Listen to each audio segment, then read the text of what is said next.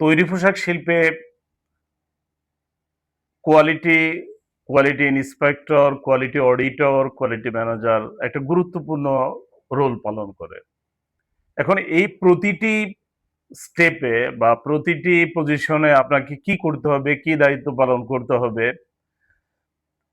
আজকের এই পর্বে আমরা এটাই শিখব। ধন্যবাদ বন্ধুরা, আমি Abdul Aziz, garments excellence with Aziz channel থেকে স্বাগত জানাচ্ছি আজকের ভিডিওটি দেখার জন্য। আজকের এই পর্বে আমরা শিখব rules and responsibility for quality প্রফেশনের যে মেইন রুলগুলো কি কি, বা একজন যারা আমরা নতুন এই সেক্টরে ক্যারিয়ার বিল্ড করব তারা কিভাবে আমরা কোয়ালিটিতে কাজ করতে পারবো, বা কি ধরনের আমাদেরকে কাজ শিখে আসতে হবে, বা আদৌ এই যে প্যাকেজটা তৈরি হয়েছে আদৌ এটা শিখলে আপনারা কি শিখতে পারবেন, এই নিয়ে বিস্তারিত আলাপ করব। সো গার্মেন্টস কোয়ালিটিতে আপনাকে যে প্রথম যে জিনিসগুলো জেনে আসতে হবে সেটা আমরা পূর্বের ভিডিওতে বলেছি। আপনাকে অবশ্যই ইংরেজি জানতে হবে, ইংরেজিতে পড়তে হবে, কমেন্টস বুঝতে হবে, এবং আপনার আইকিউ শার্প হতে হবে। সর্বোপরি কাস্টমার কি চাচ্ছেন এই বিষয়টাকে আপনাকে অত্যন্ত মনোযোগ সহকারে জানতে হবে এবং বুঝতে হবে। সো কোয়ালিটি প্রফেশনের ভূমিকা অত্যন্ত গুরুত্বপূর্ণ। সো একজন quality inspector, quality auditor, quality executive এবং কোয়ালিটি ম্যানেজার তাদের নিজ নিজ দায়িত্বগুলো কিন্তু ভিন্ন ধরনের হয়। সো ক্রেতার চাহিদা অনুসারে মানসম্পন্ন মাল তৈরি করাই আমাদের দায়িত্ব। সো সো কোয়ালিটির বেসিকগুলো কি কি আমরা আজকে এটাই শিখব। প্রথমে আসেন যে কোয়ালিটি ইন্সপেক্টর। কোয়ালিটি ইন্সপেক্টরটা কি? কোয়ালিটি ইন্সপেক্টর হলেন যিনি একটা লাইনের কোনো প্রোডাকশন যে হচ্ছে প্রোডাকশনগুলো থেকে র্যান্ডম কিছু মাল চেক করবেন। সেটা প্রসেসও হতে পারে কিংবা পরিপূর্ণ গার্মেন্টস তৈরি হওয়ার পরে হতে পারে। সো প্রসেসে ইন্সপেকশন যিনি করবেন তাকে কি কি শিখতে হবে? তাকে তো কিছু কাজ জেনে যেতে হবে। বা আমরা এই যে ধারাবাহিক ভিডিওগুলো দেখছি বা আমরা শিখতেছি এই একটা কোর্স, সেখানে তো আমরা কি শিখবো, কি নিয়ে যাব? সো আজকের এটাই আসলে এই যেমন পণ্যের গুণগত মান নিশ্চিত করতে হলে আগে জানতে হবে যে এই পণ্যটি কিভাবে তৈরি হচ্ছে এবং এতে কি কি প্রসেস আছে এবং কোন কোন প্রসেসগুলোকে আমার দেখতে হবে। সো এই জিনিসগুলোর মধ্যে একজন কোয়ালিটিকে ইন্সপেক্টরের প্রধান দায়িত্বই হলো কোয়ালিটি, একটা গার্মেন্টসের প্রতিটি আইটেম শিখা এবং আইটেমগুলো কি কি, কোন কোন এরিয়া। সাপোজ ধরেন একটা 5 পকেট প্যান্ট, এই 5 পকেট প্যান্টের আপনার কি কি পার্টস আপনাকে জানতে হবে, কি কি পার্টস আপনাকে চিনতে হবে এবং কোনগুলো কোয়ালিটির ভ্যারি করবে। সাপোজ ধরেন একটা 5 পকেট প্যান্টে কি থাকে, ব্যাকে 2টা পকেট থাকে, ফ্রন্টে 2টা পকেট থাকে, অনেক সময় ছোট্ট একটা কয়েন পকেট থাকে, একটা জিপ প্লাই থাকে। সো এখানে এই জিনিসগুলো হলো মূলত পর্যবেক্ষণ পয়েন্ট।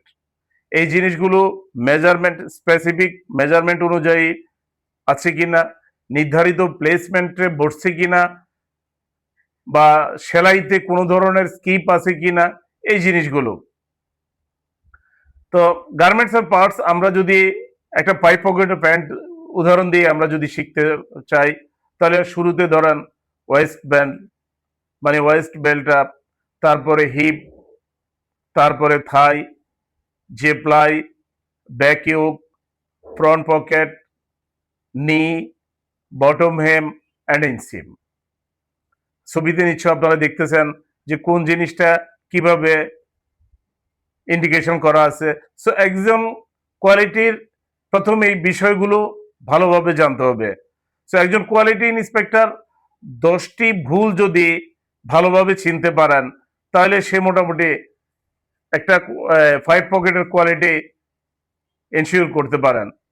প্রায় 80% কাজ আপনারা। তো সেই 10টি পয়েন্ট কি কি, যে আমরা তো পার্টস গুলোর সাথে পরিচয় হলাম, এখন আমরা জানবো যে পার্টস গুলোতে কি কি ধরনের সমস্যা হতে পারে। যেমন আমি শুরুতে বলছি ওপেন সিম মানে সেলাই খোলা, তারপরে স্কিপ স্টিচ সেলাই হচ্ছে তার মাঝে মাঝে গ্যাপ, ব্রোকেন স্টিচ কোনো কারণে সুতা ছিঁড়ে গেছে বা দু একটা স্টিচের সুতা কেটে গেছে, তারপরে সেলাইতে পাকারিং হয়েছে, ফ্লাই আনইভেন হয়েছে, পকেট আনইভেন, মিসপ্লেস যেটাকে বলা হয়। আমরা শুরুতেই বলছি কিন্তু যে একটা প্রোডাক্ট বা একটা প্রসেস নির্দিষ্ট প্লেসমেন্টে এবং নির্দিষ্ট মেজারমেন্টে হতে হবে। ওয়েস্ট ব্যান্ড টুইস্ট, টুইস্ট মানে মুচড়ানো। তারপরে মেজারমেন্ট আউট অফ টলারেন্স। এখন মেজারমেন্ট আউট অফ টলারেন্সটা আসলে কি? যারা নতুন তারা তো জানে না, যারা পুরানো গার্মেন্টস আমরা শিখতে শিখতে শিখেছি। আউট অফ টলারেন্স হলো যে ধরুন ওয়েস্টের মেজারমেন্ট বায়ার বলছে আমার ওয়েস্ট হলো 34, তো এটা আপনি পেলেন 33 অথবা পেলেন 36। তো এটাই এই যে 36 বা 33 মানে নির্দিষ্ট স্পেসিফিক মেজারমেন্টের বাইরে পাওয়াটাই হলো আউট অফ টলারেন্স। সো এই পর্বে আমরা শিখব how to measure the following points. আমরা কিভাবে এই পয়েন্টগুলো মেজারমেন্ট, আপনারা ছবিতে নিশ্চয়ই স্ক্রিনে দেখতে পাচ্ছেন যে ওয়েস্ট সারকামফারেন্স কিভাবে মেজারমেন্ট করা হয়, হিপ কিভাবে মেজারমেন্ট করা হয়, থাই কিভাবে মেজারমেন্ট করতে হয়, নি কিভাবে মেজারমেন্ট করতে হয়, বটম ওপেনিং বা লেগ ওপেনিং কিভাবে করতে হয়, ইনসিম লেন্থ এবং সো এই বিষয়গুলো আসলে যদি আপনি মেজারমেন্ট করতে পারেন তাহলে একটা পরিপূর্ণ গার্মেন্টস আপনি মেজারমেন্ট করতে পারবেন। এটা আর বেশি কিছু না। সো মেজারমেন্ট পয়েন্টগুলো প্রথম দেখবেন, তারপর বাইরের স্পেক কত চাইছে, ঠিক অত যদি হয়ে যায় ওকে, যদি প্লাস মাইনাস হয় সেটা লিখবেন। সো ইনস্পেকশন রিপোর্ট বুঝছেন, এবার আমরা আলাপ করব ইনস্পেকশন রিপোর্ট দিয়ে। আপনি তো শুরুতে গার্মেন্টস এর পার্টস চিনলেন, তারপর চিনলেন মেজারমেন্ট পয়েন্টগুলো, কি কি ধরনের ভুল হতে পারে সেই ভুলগুলো। এবার আসেন ইনস্পেকশন রিপোর্টে। সো ইনস্পেকশন রিপোর্টে আপনি মেজারমেন্ট শিটটা আগে টোটাল পড়ুন, কোথায় কোথায় বায়ার কত চাইছে, কিভাবে মেজারমেন্ট পয়েন্ট করতে হয়। সো কোয়ালিটি ইন্সপেক্টরের অন্যতম দায়িত্ব হলো সতর্কতার সহিত সে প্রত্যেকটি পয়েন্ট দেখবে এবং চেক করার পরে সে 1 ঘন্টা বা 2 ঘন্টা পরে সে কি চেক করলো, কি পেলো, তা একটা সংশ্লিষ্ট চার্টে আমরা এটা রিপোর্টটা করব যে আমি এই পাইছি বা এই পাই নাই। আমরা পরবর্তী পর্বে আসলে কি কি ধরনের রিপোর্ট কিভাবে তৈরি করতে হয় সেই রিপোর্টগুলো আমরা ধারাবাহিকভাবে শিখবো। তো এবার শুধু আমরা আমাদের রিপোর্ট করতে হবে এটাই বুঝতে হবে। সো আপনি যদি সঠিক প্রশিক্ষণ না নেন বা যদি আপনি না বুঝেন যে আসলে ডিফেক্ট কোনটা, ডিফেক্ট যদি আপনি ডিটেক্ট করতে না পারেন তাহলে কিন্তু আপনি রিপোর্ট লিখতে পারবেন না। সাপোজ আপনি পকেট আনইভেন পাইছেন, আনইভেন মানে অসমান, তো আপনি লিখবেন যে during the inspection I have found the 2 pieces pocket uneven. So এবার আসুন আমরা শিখি কোয়ালিটি অডিটরকে। কোয়ালিটি অডিটর হলেন এমন একজন কোয়ালিটি প্রফেশনাল যিনি শুধুমাত্র প্রোডাক্ট নয় পুরো কোয়ালিটি সিস্টেমটাকেই ফলো করে। আমরা এতক্ষণ শিখলাম যে কোয়ালিটি ইন্সপেক্টর কে, সে স্পেসিফিক একটা এরিয়া বা স্পেসিফিক একটা গার্মেন্টস এর শুধুমাত্র গার্মেন্টস কোয়ালিটিটা দেখলো। আর কোয়ালিটি অডিটর দেখবেন টোটাল প্রোগ্রামটা, মানে ম্যাটেরিয়ালস থেকে শুরু করে যে 5 পকেট প্যান্টটা তৈরি করলেন এটার ম্যাটেরিয়ালস গুলো গুণগত মান আছে কিনা, কিংবা আপনার কাপড় ঠিক আছে কিনা, সুতা ঠিক আছে কিনা, এসপিআই ঠিক আছে কিনা, তারপরে কার্টুনিং ঠিক আছে কিনা, এই সবগুলো পরিপূর্ণ বিষয়গুলো চেক করেন quality auditor. So quality inspector এবং কোয়ালিটি অডিটরের মধ্যে কি পার্থক্য আমরা ইতিমধ্যে বুঝছি। তো একটি সহজ উদাহরণ হলো ধরুন একটি পরীক্ষার হলে কোয়ালিটি ইন্সপেক্টর হলো সেই শিক্ষক যিনি খাতা দেখে নম্বর দেন, আর কোয়ালিটি অডিটর হলো সেই ব্যক্তি যিনি দেখেন পরীক্ষার নিয়ম ঠিক আছে কিনা, সঠিকভাবে উত্তর দেওয়া আছে কিনা। একজন কোয়ালিটি অডিটরের প্রধান দায়িত্ব হলো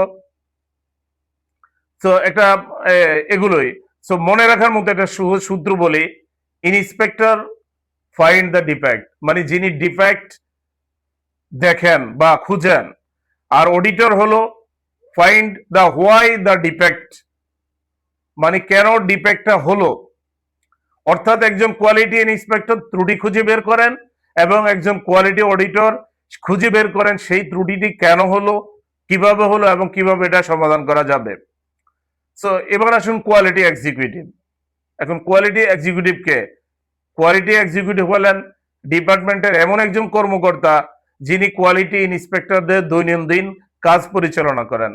আমরা কোন কোয়ালিটি ইন্সপেক্টরটাকে কোথায় সেট করব, কোন অপারেশনের জন্য, কোন প্রসেসের জন্য সেট করব, যিনি এগুলো তদারকি করেন এবং প্রত্যেককে একটা সিস্টেমের মাধ্যমে রাখেন, তিনি হলেন কোয়ালিটি এক্সিকিউটিভ। তারপরে হলেন, তার উপরে থাকে কোয়ালিটি ম্যানেজার, যিনি টোটাল কোয়ালিটি ডিপার্টমেন্টটাকে বা কোয়ালিটি সিস্টেমটাকে অর্গানাইজ করেন। সো একটি সহজ উদাহরণ আপনাদের সামনে আমি উপস্থাপন করেই ভিডিওটি শেষ করছি।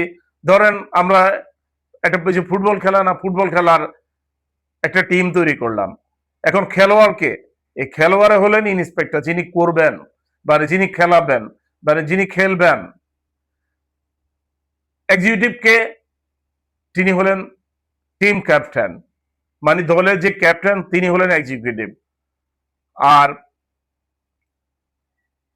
ম্যানেজারকে, ম্যানেজার হলেন কোচ, মানে যিনি মাঠের বাইরে থেকে খেলাটা পরিচালনা করেন।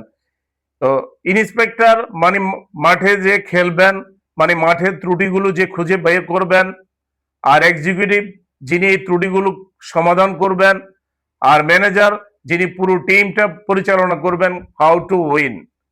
সো মনে রাখার মতো আরেকটি সূত্র বলি, inspector find the defect, executive control the defect, আর manager build the quality system.